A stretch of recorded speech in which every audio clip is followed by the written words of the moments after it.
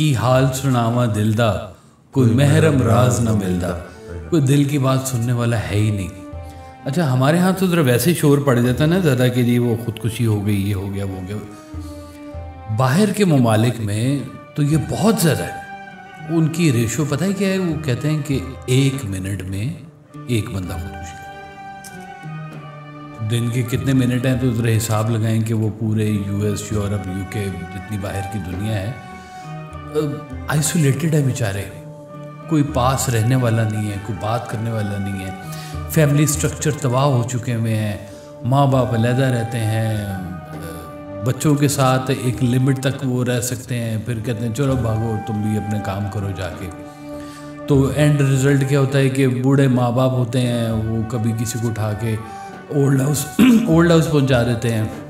जो old house नहीं जा सकते तो मैं जर्मनी में था तो महफिल हुई। महफिल के बाद बाहर में आया जब, तो मैंने देखा एक बड़ी उम्र रसीदा खातून, और वो उनके पास एक फॉक्सी थी।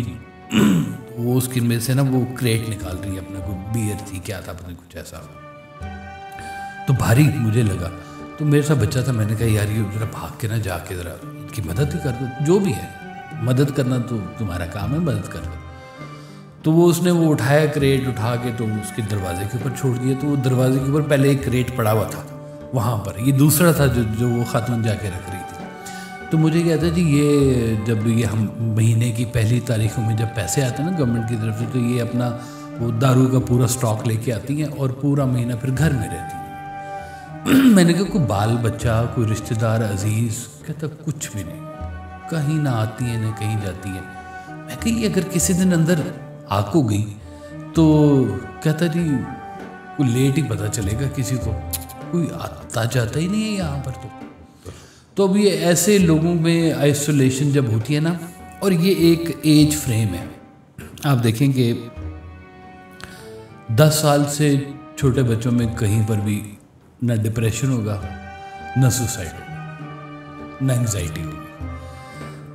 अच्छी उम्र, खेलने की उम्र, खुश रहने की उम्र, बलून के फटने की खुशी है, परिंदे के उड़ जाने की खुशी, अच्छा खाने की खुशी, अच्छा खेलने की खुशी, बाहर जाने की खुशी, कार्टून लगने की खुशी। कितनी खुशियाँ होती थी जी उस दौर के अंदर।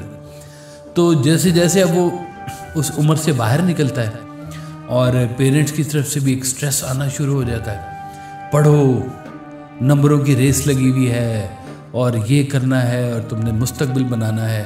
अब होता ये है हमारे यहाँ के सबको एक ही छड़ी से हाँक रहे होते हैं, एक जैसे सबके साथ, जबकि हर इंसान फितरतन एक अलहदा नौइयत के ऊपर बना हुआ है।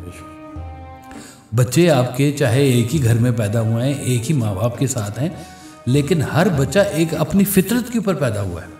और वो फितरतन कुछ जीनियस होंगे, कुछ स्लो होंगे, कुछ ख्यालाती होते हैं, कुछ तजर्बाती होते हैं, कुछ और तरह के ना। आप एक जैसा सलूक नहीं कर सकते कि जी बड़े भाई हमेशा टॉप करते हैं तो छोटे भाई की भी जिम्मेदारी है कि वो हमेशा टॉप करे।